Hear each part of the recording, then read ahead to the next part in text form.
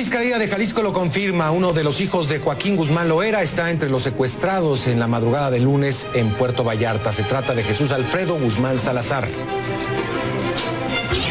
En Morelos, miles de personas se manifiestan contra la administración del gobernador Graco Ramírez. Exigen juicio político contra el gobernador. Mientras tanto, en la capital mexicana, maestros de la CENTE se reúnen con funcionarios de la Secretaría de Gobernación. Y en Brasil, la justicia abre otros procesos contra la presidenta destituida Dilma Rousseff y el exmandatario Luis Ignacio Lula da Silva por obstrucción de la justicia. Muy buenas noches, estos son los titulares, la información más importante de este martes 16 de agosto de 2016 aquí en CNN México Perspectivas, y vamos a comenzar esta noche. Jesús Alfredo Guzmán Salazar, uno de los hijos de Joaquín Guzmán Loera, sí estaba entre los 6 hombres privados de la libertad la noche del domingo en un restaurante de Puerto Vallarta, Jalisco. Así lo confirmó en conferencia de prensa el fiscal general de Jalisco, Eduardo Almaguer, y añadió que hasta el momento se desconoce el paradero de este grupo de 6 hombres sustraídos del restaurante y de sus captores.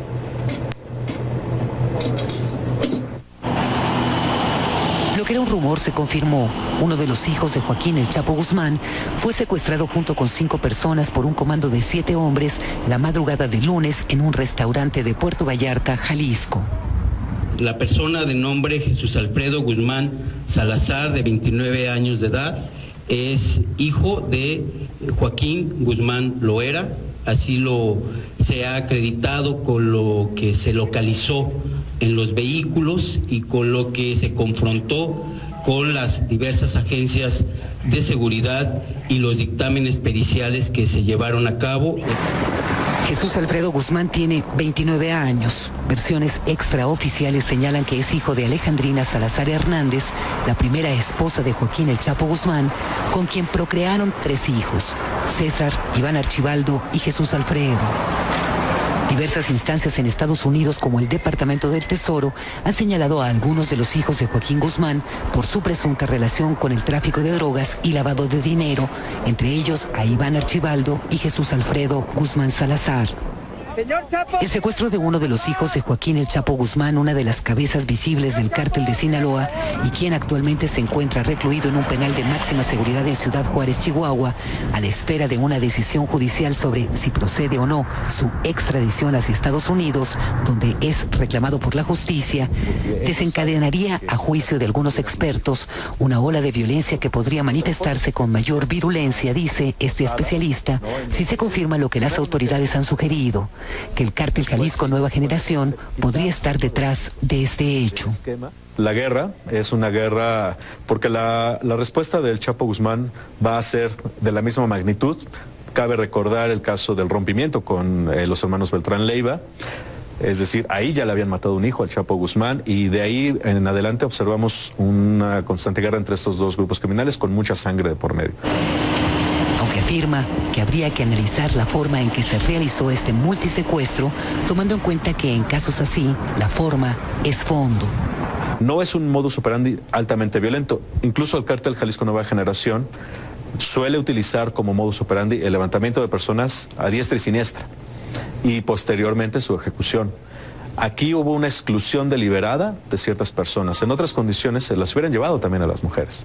Entonces, el modus operandi también nos da ciertos indicios, por lo menos desde esta perspectiva del análisis académico, en donde podríamos estar distinguiendo qué grupo criminal pudo haber sido el que actuó en estas circunstancias. Y dilucidar esta y muchas otras preguntas es lo que las autoridades dicen estar haciendo en el marco de una investigación en la que participan todas las fuerzas federales y estatales de seguridad. Una investigación que se sigue de hecho, ya que hasta el momento, asegura la Fiscalía, no han recibido ni una sola denuncia por parte de ninguna persona para la localización de las personas que fueron privadas ilegalmente de su libertad. Krupskaya, CNN, Ciudad de México.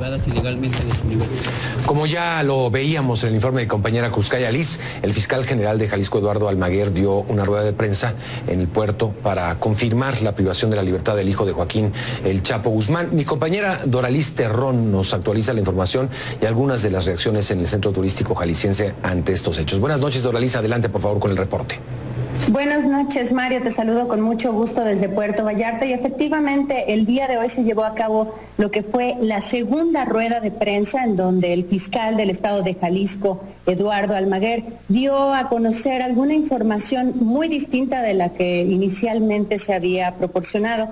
Esto es que ya da a conocer el nombre de 4 de los 6 sujetos que al parecer fueron privados de su libertad, no 10 o 12 como inicialmente se decía. Estas personas obviamente ya identificados por nombres como Juan Daniel Calva Tapia, Josias Nahuali Rábago Borgoya, Víctor Galván Ureña y por supuesto Jesús Alfredo Guzmán Salazar de 29 años, pues ya han sido identificados dentro de estas personas. También dio a conocer alguna información en relación con el paradero de ellos.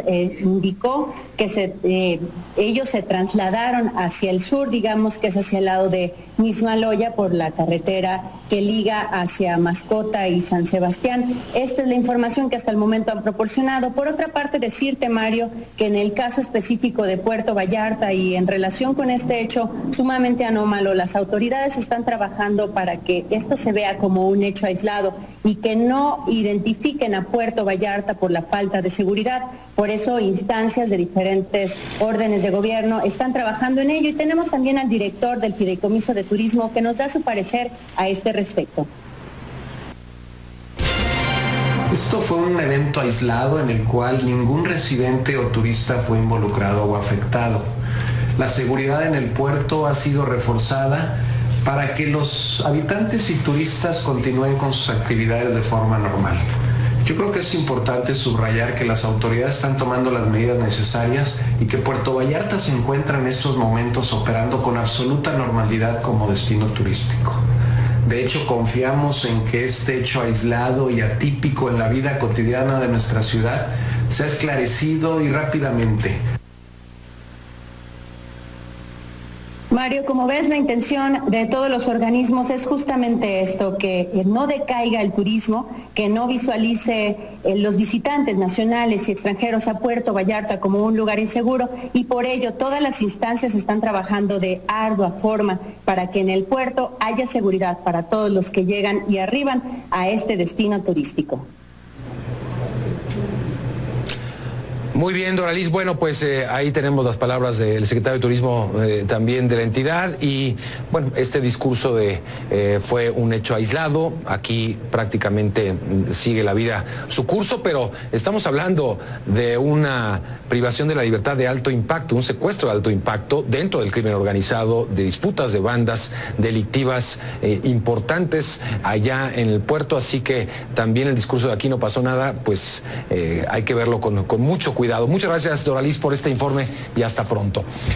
Miles de ciudadanos del estado de Morelos pertenecientes a diferentes organizaciones sociales, educativas y sindicales agrupados por el Frente Amplio Morelense marcharon desde distintos puntos de la capital Cuernavaca para exigir la salida del gobernador Graco Ramírez, el gobernador perredista. Los ciudadanos mostraron así su descontento con la administración de Graco Ramírez, para quien piden no solo la destitución, sino un juicio político, dicen, por las condiciones de inseguridad, de violaciones a los derechos humanos y de falta de crecimiento económico en las que se encuentra el Estado. Además, acusan al mandatario estatal de enriquecerse junto con su familia con recursos públicos. Las marchas en Cuernavaca, en las que según autoridades participaron unas 25,000 personas, partieron desde 3 puntos diferentes de Cuernavaca hasta reunirse frente al Congreso del Estado y el Palacio de Gobierno. Las marchas se realizaron de manera simultánea en el municipio de Cuautla y en Jojutla. Así resumieron el activista Javier Sicilia y el rector de la Universidad Autónoma del Estado de Morelos, Alejandro Vera, los motivos para estas demostraciones públicas. Pues exigir la destitución, que se vaya Graco Ramírez, que se le haga juicio político y junto con él a todos los cómplices que han hecho posible este estado de desgracia en el que estamos sumidos. Pues se pueden sintetizar en 2, ¿no? La violación sistemática de derechos humanos y la mentira como forma de gobierno, ¿no? Encubre el crimen, encubre el delito, encubre la realidad, gobierna con la pura saliva y además pues ha usado al Estado para someter por medio de la corrupción a otros poderes y ha usado al Estado para sus propios fines y los de su familia. Y la consecuencia es esto, el desastre que es Morelos, el horror en secuestros, crímenes, fosas clandestinas, destrucción de los patrimonios naturales y de la vida de los pueblos. Bueno, pues quien camine Morelos puede ver a qué grado de deterioro y de horror hemos llegado, ¿no? Ahí vamos a hacer un mitin, después vamos a plantarnos tanto en el Palacio de Justicia como en el Palacio de Gobierno, ahora Casa Morelos, y reforzar la toma que se tiene ya en el Poder Legislativo. Cambiando de tema, esta noche se reunieron para continuar el diálogo maestros de la Coordinadora Nacional de Trabajadores de la Educación y autoridades de la Secretaría de Gobernación. Se trata de la 10ª reunión sostenida con el propósito de buscar una solución al conflicto magisterial que pone ya en riesgo el inicio del próximo ciclo escolar en algunos estados. Y concluyó sin acuerdos, por lo que se espera que continúe el paro escolar. Al frente del grupo de maestros de la CENTE, que acudió a las conversaciones de este martes en el Palacio de la Avenida Bucareli, en la capital, estaba Rubén Núñez, líder de la sección 22 de Oaxaca, que fue puesto en libertad bajo caución el pasado viernes, tras haber pasado varias semanas en prisión bajo señalamientos de supuesto lavado de dinero. Un contingente de maestros marchó este martes por la avenida Paseo de la Reforma hasta la avenida Bucareli, en donde reiteraron sus peticiones de que se dé marcha atrás en la aplicación de la reforma educativa. La coordinadora acordó en su Asamblea Nacional continuar con el paro de labores hasta el próximo ciclo escolar que comienza el lunes 22 de agosto, si no hay una respuesta favorable de la autoridad federal a sus peticiones. Como ya le comentaba, los maestros se reunirán mañana miércoles, para definir sus acciones en los próximos días.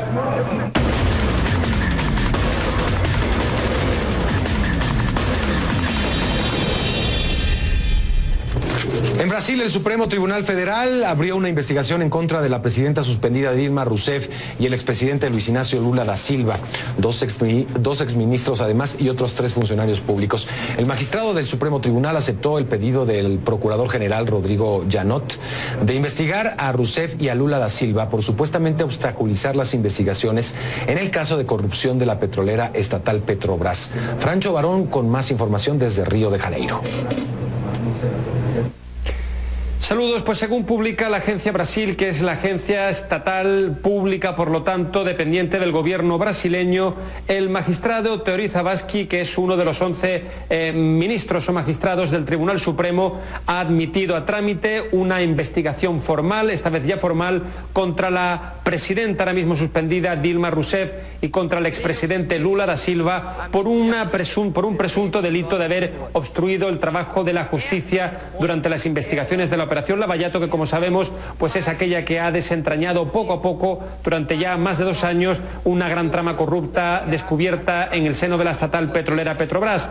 Lo ha hecho a petición del fiscal general del Estado, Rodrigo Janot, y como decimos, la denuncia, bueno, básicamente está basada en tentativas de obstruir la justicia, por ejemplo, con el nombramiento exprés de Lula como ministro de la Casa Civil, algo que nunca llegó a producirse, nunca llegó a hacerse efectivo, justamente también por determinación judicial, y también ya un año antes, por lo menos, por el nombramiento en circunstancias extrañas de altos cargos del Poder Judicial, según se desprende de la denuncia de Rodrigo Janot, justamente para intentar obstruir los trabajos que en aquel momento se llevaban a cabo en esta gran operación de investigación, la Operación Lavallato. Como decimos, todo es una información publicada por la Agencia Brasil, a la que ha reaccionado inmediatamente tanto la presidenta suspendida Dilma Rousseff, negando absolutamente haber obstruido el trabajo de la justicia y diciendo que en este caso las investigaciones tienen que llevarse a cabo para que la verdad se sepa y que la verdad evidentemente vendrá a exculparla. Y por parte del expresidente Lula da Silva, niega absolutamente la mayor, dice que él en ningún momento ha intentado, al igual que lo ha hecho la presidenta Dilma Rousseff, obstruir el trabajo de la justicia, y que igualmente pues el trabajo, estas investigaciones llegarán hasta la verdad y él quedará pues con su honor y con su imagen limpia. Por supuesto, todo esto viene a echarle más leña al fuego a una situación ya por sí muy compleja, como la que vive Lula da Silva, que ya ha sido formalmente imputado en otra causa judicial, también es investigado justamente por tentativas de obstruir el trabajo de la justicia, y por la parte de la presidenta suspendida Dilma Rousseff, pues con un juicio ya en ciernes en cuestión de días que se va a iniciar en Brasilia para culminar ese proceso de impeachment o de juicio político que, según todas las previsiones, pues va a terminar en su destitución definitiva. Para CNN, Francho Barón, Río de Janeiro. Una pausa y al volver, miles de damnificados y daños millonarios por las inundaciones en Luisiana. Volvemos con esto y con más.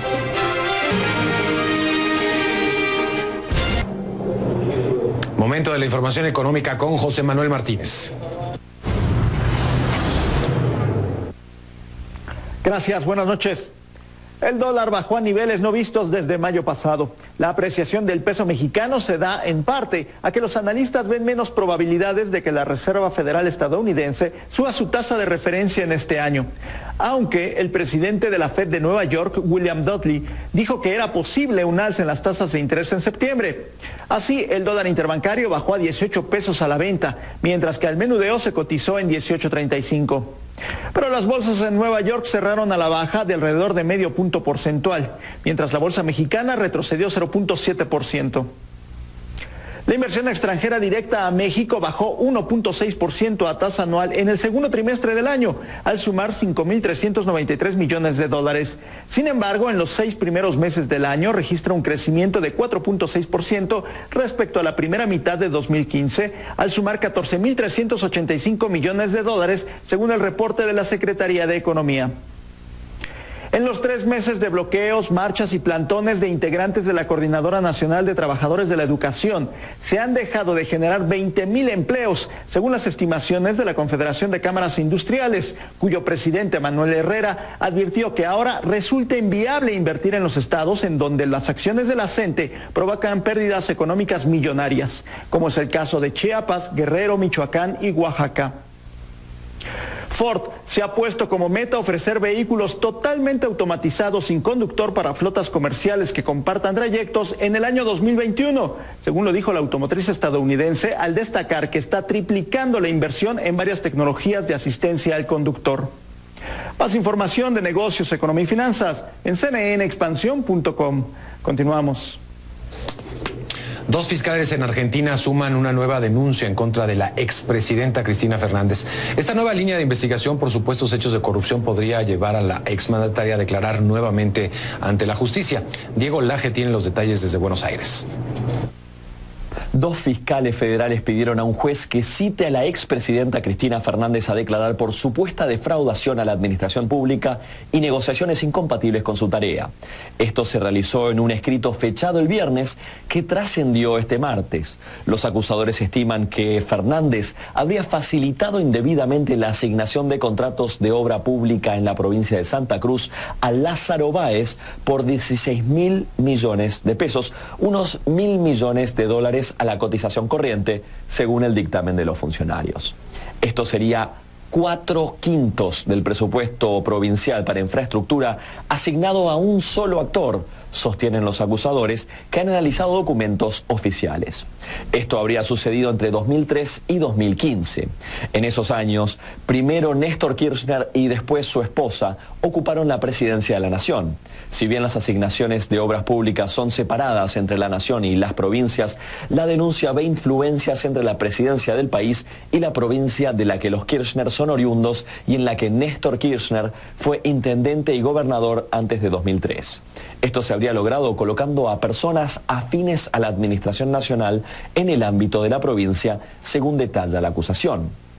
Báez es un empresario, también santacruceño, y está encarcelado por supuesto lavado de dinero en una investigación relacionada, pero dirigida por otro juez federal. Báez, por su parte, rechazó la acusación de supuesto lavado, negó haber cometido un delito y cuestionó al juez Casanelo y su detención. Hasta el momento no se le conocen declaraciones sobre este nuevo caso en particular. Cristina Fernández, hasta el momento, no emitió comentarios sobre este caso y sus abogados no han respondido a los llamados de CNN, aunque varias veces objetó acusaciones de este tipo y las interpretó como persecución política. Los fiscales también vinculan a otras 33 personas con estos supuestos delitos. Los acusadores también piden al juez que disponga una inhibición general de bienes de todos los investigados. Ahora, el juez debe decidir si convoca a Fernández y a los otros implicados a declarar. Diego Laje, CNN Buenos Aires. Y seguimos en Argentina, donde un juez federal, el juez Daniel Rafecas, encontró el escondite en el que el exsecretario de Obras Públicas, José López, habría ocultado 9 millones de dólares. En una segunda inspección a la casa de Dique Luján, en la región de Tigre, donde vivió el exfuncionario detenido, el juez verificó la existencia de un piso falso en el dormitorio matrimonial. En ese lugar, el exfuncionario acusado por enriquecimiento ilícito habría escondido los bolsos con el dinero. Luego, en la madrugada del 14 de junio, fue detenido tratando de ocultarlos nuevamente en el convento de General Rodríguez. En Estados Unidos, la oficina del gobernador de Luisiana informó que aumentó a 11 la cifra de muertos debido a las inundaciones ocasionadas por las lluvias torrenciales. Por su parte, los meteorólogos dijeron que para el resto de la semana se esperan tormentas y precipitaciones esporádicas. El gobernador señaló que alrededor de 40,000 casas han sufrido algún tipo de daño y que muchos de los residentes no cuentan con seguro para inundaciones.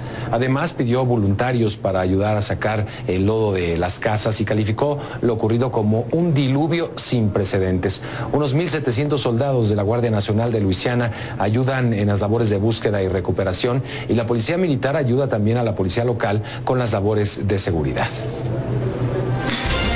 A los 100 años de edad murió en Río de Janeiro el expresidente de la FIFA, João Belange. Volvemos.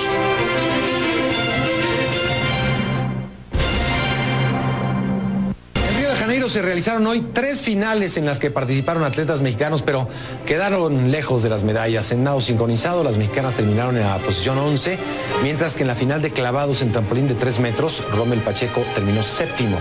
En salto de longitud, Alberto Álvarez cerró en 9º lugar. Mañana será otro día. Volvemos. Prácticamente sigue la vida su curso, pero estamos hablando de una privación de la libertad de alto impacto, un secuestro de alto impacto dentro del crimen organizado, de disputas de bandas delictivas importantes allá en el puerto, así que también el discurso de aquí no pasó nada, pues hay que verlo con mucho cuidado. Muchas gracias, Doraliz, por este informe y hasta pronto. Miles de ciudadanos del estado de Morelos pertenecientes a diferentes organizaciones sociales, educativas y sindicales agrupados por el Frente Amplio Morelense marcharon desde distintos puntos de la capital Cuernavaca para exigir la salida del gobernador Graco Ramírez, del gobernador perredista. Los ciudadanos mostraron así su descontento con la administración de Graco Ramírez, para quien piden no solo la destitución, sino un juicio político, dicen, por las condiciones de inseguridad, de violaciones a los derechos humanos y de falta de crecimiento económico en las que se encuentra el Estado. Además, acusan al mandatario estatal de enriquecerse junto con su familia con recursos públicos. Las marchas en Cuernavaca, en las que según autoridades participaron unas 25,000 personas, partieron desde 3 puntos diferentes de Cuernavaca hasta reunirse frente al Congreso del Estado y el Palacio de Gobierno. Las marchas se realizaron de manera simultánea en el municipio de Cuautla y en Jojutla.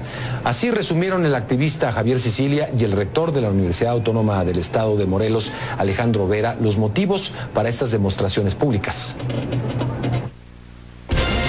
Exigir la destitución, que se vaya Graco Ramírez, que se le haga juicio político y junto con él a todos los cómplices que han hecho posible este estado de desgracia en el que estamos sumidos, pues se pueden sintetizar en 2, ¿no? La violación sistemática de derechos humanos y la mentira como forma de gobierno, ¿no? Encubre el crimen, encubre el delito, encubre la realidad, gobierna con la pura saliva y además pues ha usado al Estado para someter por medio de la corrupción a otros poderes y ha usado al Estado para sus propios fines y los de su familia. Y la consecuencia es esto, el desastre que es Morelos, el horror en secuestros, crímenes, fosas clandestinas, destrucción de los patrimonios naturales y de la vida de los pueblos. Bueno, quien camine Morelos puede ver a qué grado de deterioro y de horror hemos llegado. Ahí vamos a hacer un mitin, después vamos a plantarnos tanto en el Palacio de Justicia como en el Palacio de Gobierno, ahora Casa Morelos, y reforzar la toma que se tiene ya en el Poder Legislativo. Cambiando de tema, esta noche se reunieron para continuar el diálogo maestros de la Coordinadora Nacional de Trabajadores de la Educación y autoridades de la Secretaría de Gobernación. Se trata de la 10ª reunión sostenida con el propósito de buscar una solución al conflicto magisterial que pone ya en riesgo el inicio del próximo ciclo escolar en algunos estados. Y concluyó sin acuerdos, por lo que se espera que continúe el paro escolar. Al frente del grupo de maestros de la CENTE, que acudió a las conversaciones de este martes en el Palacio de la Avenida Bucareli, en la capital, estaba Rubén Núñez, líder de la sección 22 de Oaxaca, que fue puesto en libertad bajo caución el pasado viernes, tras haber pasado varias semanas en prisión bajo señalamientos de supuesto lavado de dinero. Un contingente de maestros marchó este martes por la avenida Paseo de la Reforma hasta la avenida Bucareli, en donde reiteraron sus peticiones de que se dé marcha atrás en la aplicación de la reforma educativa. La coordinadora acordó en su Asamblea Nacional continuar con el paro de labores hasta el próximo ciclo escolar que comienza el lunes 22 de agosto si no hay una respuesta favorable de la autoridad federal a sus peticiones. Como ya le comentaba, los maestros...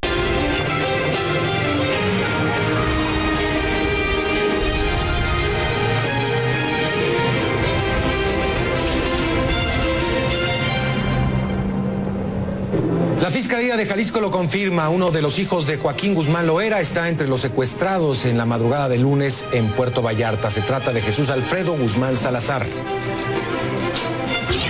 En Morelos, miles de personas se manifiestan contra la administración del gobernador Graco Ramírez. Exigen juicio político contra el gobernador. Mientras tanto, en la capital mexicana, maestros de la CENTE se reúnen con funcionarios de la Secretaría de Gobernación. Y en Brasil, la justicia abre otros procesos contra la presidenta destituida Dilma Rousseff y el exmandatario Luis Ignacio Lula da Silva por obstrucción de la justicia. Muy buenas noches, estos son los titulares, la información más importante de este martes 16 de agosto de 2016 aquí en CNN México Perspectivas, y vamos a comenzar esta noche. Jesús Alfredo Guzmán Salazar, uno de los hijos de Joaquín Guzmán Loera, sí estaba entre los 6 hombres privados de la libertad la noche del domingo en un restaurante de Puerto Vallarta, Jalisco. Así lo confirmó en conferencia de prensa el fiscal general de Jalisco, Eduardo Almaguer, y añadió que hasta el momento se desconoce el paradero de este grupo de 6 hombres sustraídos del restaurante y de sus captores.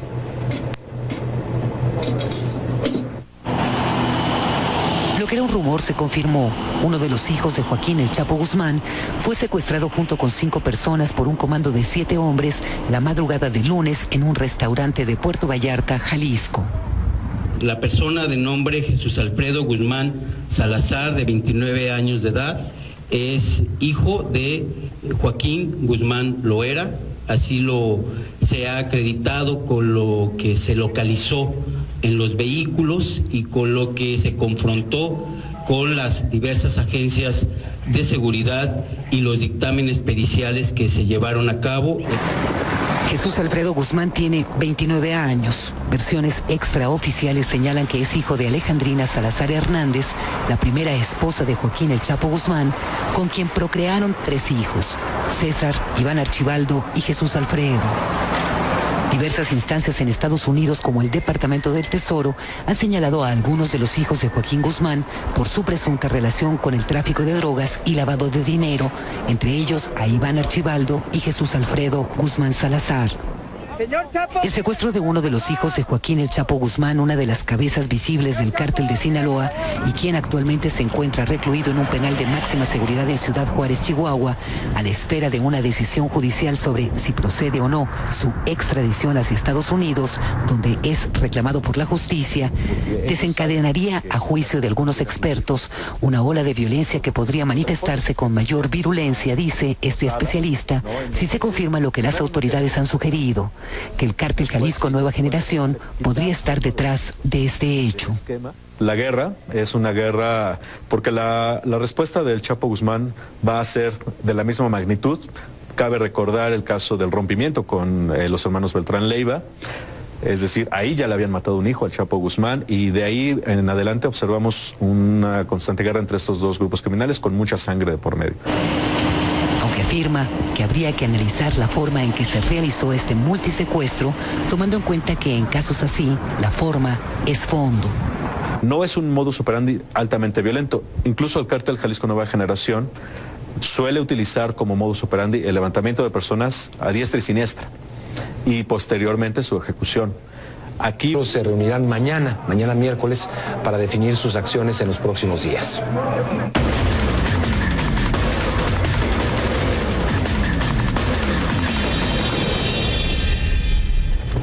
En Brasil, el Supremo Tribunal Federal abrió una investigación en contra de la presidenta suspendida Dilma Rousseff y el expresidente Luis Ignacio Lula da Silva, dos exministros además y otros 3 funcionarios públicos. El magistrado del Supremo Tribunal aceptó el pedido del procurador general Rodrigo Janot de investigar a Rousseff y a Lula da Silva por supuestamente obstaculizar las investigaciones en el caso de corrupción de la petrolera estatal Petrobras. Francho Barón con más información desde Río de Janeiro.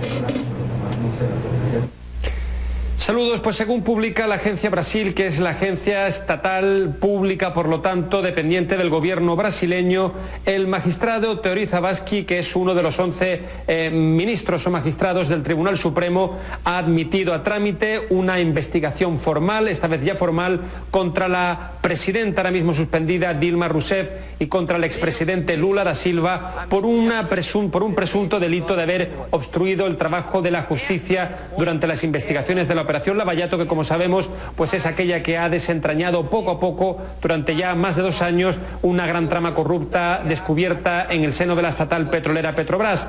Lo ha hecho a petición del fiscal general del Estado, Rodrigo Janot, y como decimos, la denuncia, bueno, básicamente está basada en tentativas de obstruir la justicia, por ejemplo, con el nombramiento exprés de Lula como ministro de la Casa Civil, algo que nunca llegó a producirse, nunca llegó a hacerse efectivo, justamente también por determinación judicial, y también ya un año antes, por lo menos, por el nombramiento en circunstancias extrañas de altos cargos del Poder Judicial, según se desprende de la denuncia de Rodrigo Janot, justamente para intentar obstruir los trabajos que en aquel momento se llevaban a cabo en esta gran operación de investigación, la Operación Lavallato. Como decimos, todo es una información publicada por la agencia Brasil, a la que ha reaccionado inmediatamente tanto la presidenta suspendida Dilma Rousseff, negando absolutamente haber obstruido el trabajo de la justicia y diciendo que en este caso las investigaciones tienen que llevarse a cabo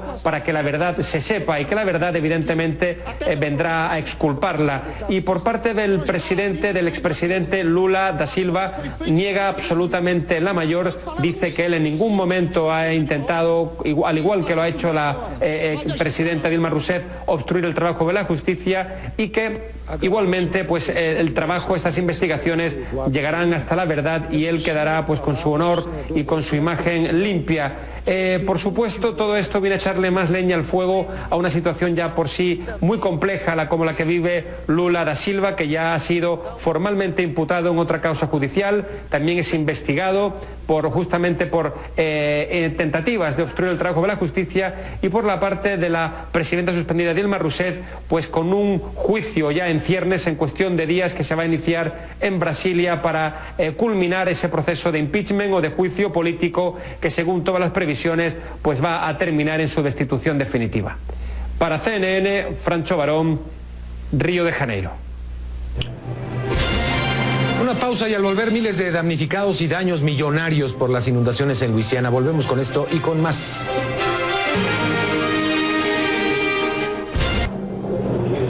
Momento de la información económica con José Manuel Martínez. Gracias, buenas noches. El dólar bajó a niveles no vistos desde mayo pasado. La apreciación del peso mexicano se da en parte a que los analistas ven menos... Hubo una exclusión deliberada de ciertas personas. En otras condiciones se las hubieran llevado también a las mujeres. Entonces, el modus operandi también nos da ciertos indicios, por lo menos desde esta perspectiva del análisis académico, en donde podríamos estar distinguiendo qué grupo criminal pudo haber sido el que actuó en estas circunstancias. Y dilucidar esta y muchas otras preguntas es lo que las autoridades dicen estar haciendo en el marco de una investigación en la que participan todas las fuerzas federales y estatales de seguridad. Una investigación que se sigue de hecho, ya que hasta el momento, asegura la Fiscalía, no han recibido ni una sola denuncia por parte de ninguna persona para la localización de las personas que fueron privadas ilegalmente de su libertad. Krupskaya-Liz, CNN, Ciudad de México. Como ya lo veíamos en el informe de compañera Krupskaya-Liz, el fiscal general de Jalisco, Eduardo Almaguer, dio una rueda de prensa en el puerto para confirmar la privación de la libertad del hijo de Joaquín El Chapo Guzmán. Mi compañera Doraliz Terrón nos actualiza la información y algunas de las reacciones en el centro turístico jalisciense ante estos hechos. Buenas noches, Doraliz, adelante por favor con el reporte. Buenas noches, Mario, te saludo con mucho gusto desde Puerto Vallarta y efectivamente el día de hoy se llevó a cabo lo que fue la segunda rueda de prensa en donde el fiscal del estado de Jalisco, Eduardo Almaguer, dio a conocer alguna información muy distinta de la que inicialmente se había proporcionado. Esto es que ya da a conocer el nombre de 4 de los 6 sujetos que al parecer fueron privados de su libertad, no 10 o 12 como inicialmente se decía. Estas personas obviamente ya identificados por nombres como Juan Daniel Calva Tapia, Josias Nahuali Rábago Borgoya, Víctor Galván Ureña y por supuesto Jesús Alfredo Guzmán Salazar, de 29 años, pues ya han sido digamos, identificados dentro de estas personas. También dio a conocer alguna información en relación con el paradero de ellos. Indicó que ellos se trasladaron hacia el sur, digamos que es hacia el lado de Mismaloya, por la carretera que liga hacia Mascota y San Sebastián. Esta es la información que hasta el momento han proporcionado. Por otra parte, decirte, Mario, que en el caso específico de Puerto Vallarta y en relación con este hecho sumamente anómalo, las autoridades están trabajando para que esto se vea como un hecho aislado y que no identifiquen a Puerto Vallarta por la falta de seguridad. Por eso instancias de diferentes órdenes de gobierno están trabajando en ello y tenemos también al director del Fideicomiso de Turismo que nos da su parecer a este respecto. Esto fue un evento aislado en el cual ningún residente o turista fue involucrado o afectado. La seguridad en el puerto ha sido reforzada para que los habitantes y turistas continúen con sus actividades de forma normal. Yo creo que es importante subrayar que las autoridades están tomando las medidas necesarias y que Puerto Vallarta se encuentra en estos momentos operando con absoluta normalidad como destino turístico. De hecho, confiamos en que este hecho aislado y atípico en la vida cotidiana de nuestra ciudad sea esclarecido y rápidamente. Mario, como ves, la intención de todos los organismos es justamente esto, que no decaiga el turismo, que no visualice los visitantes nacionales y extranjeros a Puerto Vallarta como un lugar inseguro, y por ello todas las instancias están trabajando de ardua forma para que en el puerto haya seguridad para todos los que llegan y arriban a este destino turístico. Muy bien, Doraliz. Bueno, pues ahí tenemos las palabras del secretario de Turismo también de la entidad y, bueno, este discurso fue un hecho aislado. Aquí las probabilidades de que la Reserva Federal estadounidense suba su tasa de referencia en este año, aunque el presidente de la Fed de Nueva York, William Dudley, dijo que era posible un alza en las tasas de interés en septiembre. Así, el dólar interbancario bajó a 18 pesos a la venta, mientras que al menudeo se cotizó en 18.35. Pero las bolsas en Nueva York cerraron a la baja de alrededor de medio punto porcentual, mientras la bolsa mexicana retrocedió 0.7%. La inversión extranjera directa a México bajó 1.6% a tasa anual en el segundo trimestre del año, al sumar 5.393 millones de dólares. Sin embargo, en los 6 primeros meses del año registra un crecimiento de 4.6% respecto a la primera mitad de 2015, al sumar 14.385 millones de dólares, según el reporte de la Secretaría de Economía. En los 3 meses de bloqueos, marchas y plantones de integrantes de la Coordinadora Nacional de Trabajadores de la Educación, se han dejado de generar 20,000 empleos, según las estimaciones de la Confederación de Cámaras Industriales, cuyo presidente Manuel Herrera advirtió que ahora resulta inviable invertir en los estados en donde las acciones de la CENTE provocan pérdidas económicas millonarias, como es el caso de Chiapas, Guerrero, Michoacán y Oaxaca. Ford se ha puesto como meta ofrecer vehículos totalmente automatizados sin conductor para flotas comerciales que compartan trayectos en el año 2021, según lo dijo la automotriz estadounidense, al destacar que está triplicando la inversión en varias tecnologías de asistencia al conductor. Más información de negocios, economía y finanzas en cnnexpansión.com. Continuamos. 2 fiscales en Argentina suman una nueva denuncia en contra de la expresidenta Cristina Fernández. Esta nueva línea de investigación por supuestos hechos de corrupción podría llevar a la exmandataria a declarar nuevamente ante la justicia. Diego Laje tiene los detalles desde Buenos Aires. 2 fiscales federales pidieron a un juez que cite a la expresidenta Cristina Fernández a declarar por supuesta defraudación a la administración pública y negociaciones incompatibles con su tarea. Esto se realizó en un escrito fechado el viernes que trascendió este martes. Los acusadores estiman que Fernández habría facilitado indebidamente la asignación de contratos de obra pública en la provincia de Santa Cruz a Lázaro Báez por 16.000 millones de pesos, unos 1.000 millones de dólares a la cotización corriente, según el dictamen de los funcionarios. Esto sería 4/5 del presupuesto provincial para infraestructura asignado a un solo actor, sostienen los acusadores que han analizado documentos oficiales. Esto habría sucedido entre 2003 y 2015. En esos años, primero Néstor Kirchner y después su esposa ocuparon la presidencia de la Nación. Si bien las asignaciones de obras públicas son separadas entre la Nación y las provincias, la denuncia ve influencias entre la presidencia del país y la provincia de la que los Kirchner son oriundos y en la que Néstor Kirchner fue intendente y gobernador antes de 2003. Esto se habría logrado colocando a personas afines a la administración nacional en el ámbito de la provincia, según detalla la acusación. Báez es un empresario, también santacruceño, y está encarcelado por supuesto lavado de dinero en una investigación relacionada, pero dirigida por otro juez federal. Báez, por su parte, rechazó la acusación de supuesto lavado, negó haber cometido un delito y cuestionó al juez Casanelo y su detención. Hasta el momento no se le conocen declaraciones sobre este nuevo caso en particular. Cristina Fernández, hasta el momento, no emitió comentarios sobre este caso y sus abogados no han respondido a los llamados de CNN, aunque varias veces objetó acusaciones de este tipo y las interpretó como persecución política. Los fiscales también vinculan a otras 33 personas con estos supuestos delitos.